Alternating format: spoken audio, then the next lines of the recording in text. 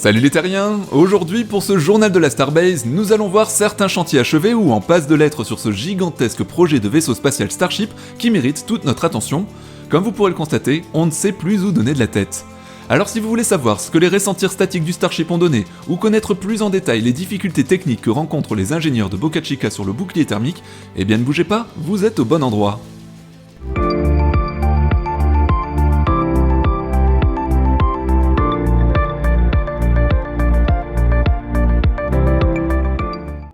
Faisons tout d'abord notre tour d'inspection qui n'a pour le coup absolument rien de routinier.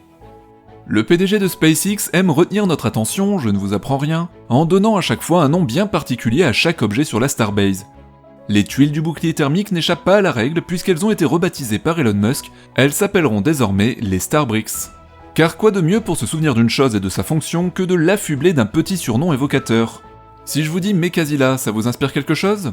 Inspiré du héros Mechagodzilla du film Godzilla, la gigantesque et puissante tour de lancement de la Starbase porte décidément très bien son nom, mais regardez plutôt à quoi elle ressemblera lorsqu'elle sera en pleine activité. Il y a fort à parier que ce jour arrive plus tôt que prévu. En effet, le 20 octobre dernier, les chopsticks ont enfin été fixés sur la tour orbitale. Des jours de préparation ont été nécessaires, car il ne s'agit pas de simplement fixer un couteau suisse géant sur une tour de lancement, mais bien d'agripper le chariot sur les rouleaux de charge, ou autrement dit les rails dont cette dernière est pourvue. Nous avons ensuite eu droit à un premier aperçu des chopsticks en mouvement tôt le matin du 28 octobre.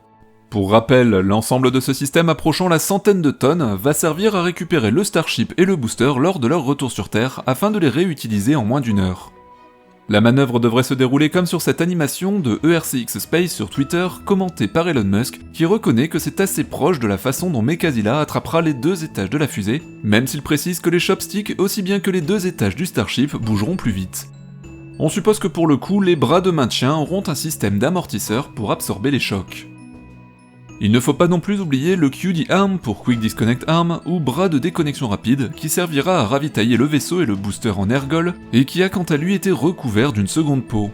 De l'électronique, des capteurs, des tuyaux d'alimentation, des conduits hydrauliques, bref, tout un système presque organique de chair métallique et de vaisseaux sanguins semble pareil pour fonctionner. S'il faut des bras pour réceptionner tout ce petit monde à leur retour de l'espace, il faut aussi leur donner à manger. En effet, comme tous les gros bébés, le Starship et le booster Super Heavy auront faim et surtout très soif. C'est pourquoi SpaceX a prévu un parc à biberons juste à côté de leur pas de tir.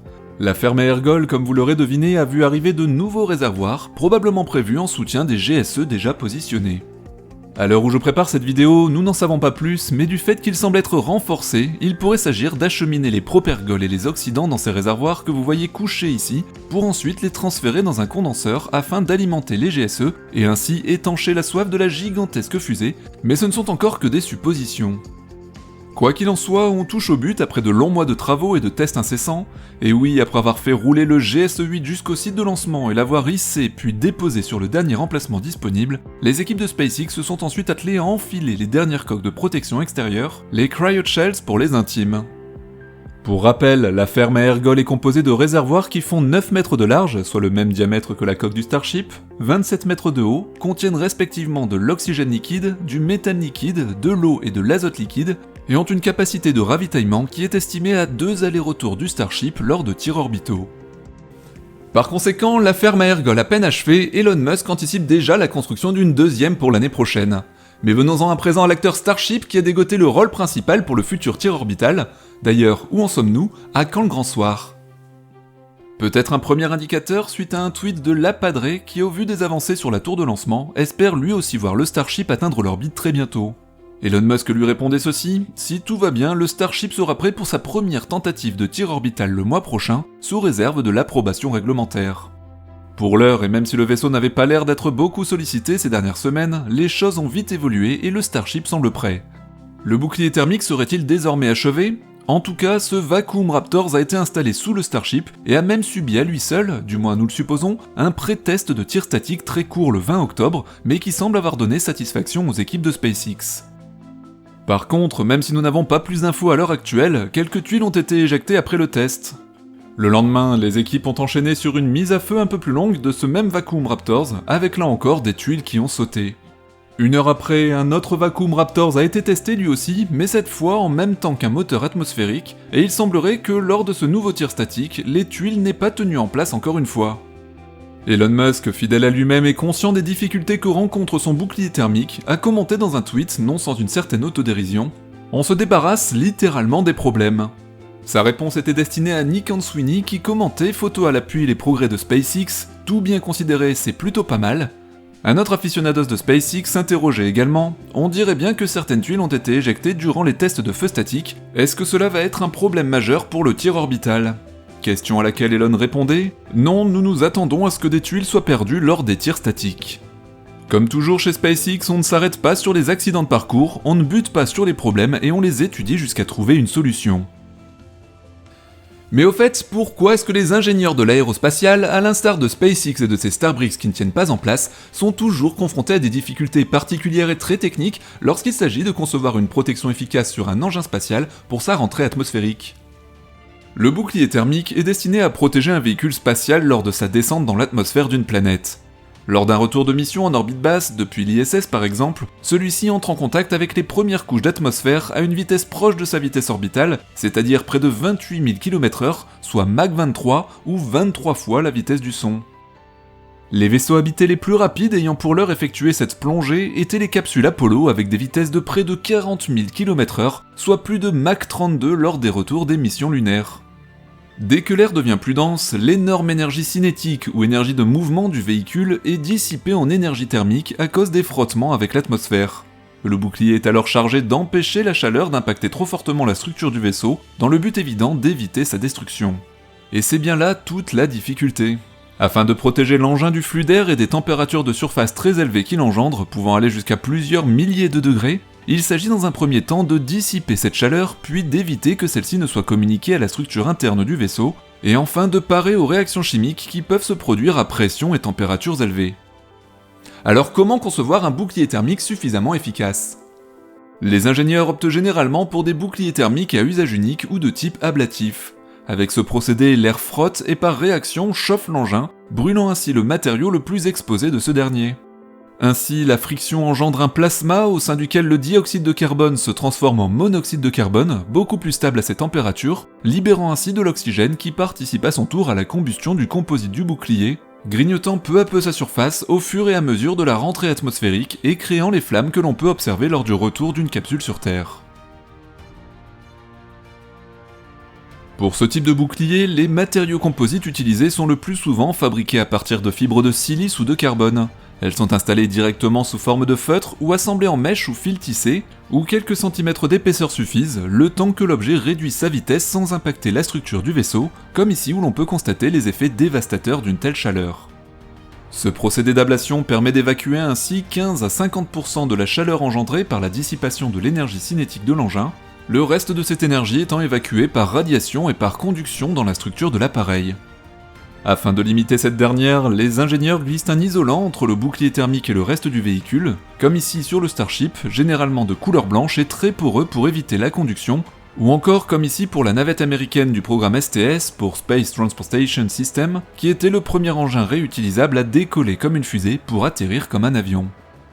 Hélas, triste exemple des dangers de la rentrée atmosphérique, c'est la perforation du bord d'attaque de la navette Columbia par un débris de mousse détaché lors du décollage qui a provoqué sa destruction quelques jours plus tard lors de son retour sur Terre, en laissant l'air surchauffé rentrer dans la structure de l'aile. Cet appareil, qui avait été la première navette américaine habitée à être allée dans l'espace en 1981, s'est désintégré lors de son retour sur Terre le 1er février 2003, l'événement tragique coûtant la vie des 7 astronautes. Vous comprenez donc l'importance capitale d'une protection thermique sur un vaisseau. À première vue, il semblerait que le Starship lui aussi utilise un système ablatif à usage unique. Même si pour l'heure nous ne connaissons pas exactement la composition des tuiles thermiques du Starship, quelques différences sont à noter, à commencer par leur forme hexagonale. L'ancienne navette américaine comptait 24 300 tuiles de silice, de toutes sortes de formes, de tailles et d'épaisseurs différentes avec un numéro de série unique. Il fallait en général compter 5 mois rien que pour remettre en état le bouclier thermique.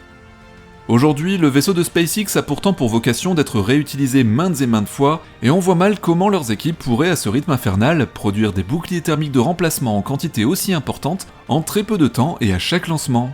L'avantage des tuiles hexagonales s'inscrivant sur une forme cylindrique étant tout de même que la grande majorité d'entre elles sont parfaitement identiques et donc plus faciles à produire en série. Vous imaginez la tête d'Elon Musk au vu de ses ambitions et de son agenda si ses équipes lui demandaient d'attendre plusieurs mois pour réutiliser un Starship. Impensable, n'est-ce pas? Il faut donc trouver d'autres solutions. Pour rappel, nous en parlions dans le journal de la Starbase du 5 octobre dernier, Elon Musk réfléchissait déjà sur d'autres moyens techniques pour fiabiliser le bouclier de son vaisseau lors d'une discussion avec la Padre. Les équipes de SpaceX ont par conséquent déjà dû plancher sur cette difficulté technique depuis quelques années et y réfléchissent sans doute encore. En effet, nous les soupçonnons d'avoir anticipé la problématique bien avant cela en choisissant l'acier inoxydable ou inox 301, notamment pour la structure du Starship. Quel rapport, me direz-vous? Eh bien, le choix de ce matériau, composé principalement de chrome, de fer et de nickel, est particulièrement résistant aux températures cryogéniques et son point de fusion s'élevant à 1400°C, il est idéal pour supporter une rentrée atmosphérique et ainsi voir l'épaisseur de cette huile thermique diminuer drastiquement. Pour l'instant, nous savons que les Starbricks sont fabriqués en Floride, pour la plupart de taille identique, plus fines donc que celles de l'ancienne navette américaine, et qu'elles peuvent largement encaisser jusqu'à 1370°C. Testées sur le Star Hooper en 2019 pour analyser leur résistance aux vibrations, ou même sur la capsule Crew Dragon la même année, elles sont désormais chacune pourvues de 3 rails qui s'enclenchent en 3 endroits sur des attaches, elles-mêmes fixées sur le fuselage du Starship. Dans les endroits les plus courbés du vaisseau, tels que les ailerons ou le nez, elles sont simplement collées à même l'isolant. Mais quand on en vient à leur composition, nous sommes bien obligés d'avouer que nous n'en savons guère plus.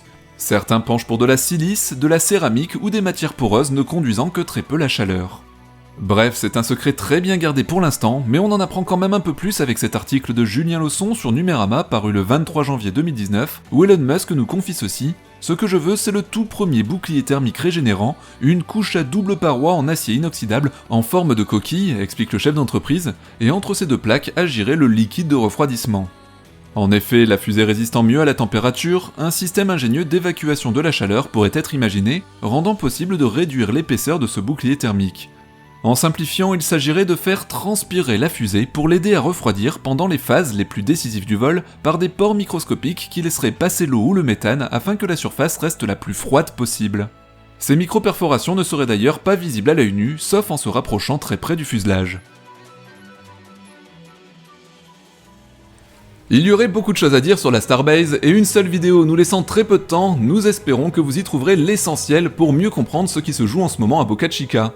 Et maintenant que vous en savez plus sur le rôle crucial que joue le bouclier thermique du Starship, je vous invite à partager la vidéo et à cliquer sur ce pouce de Starbricks bleu pour le faire briller dans l'espace YouTube. À vendredi, salut les terriens!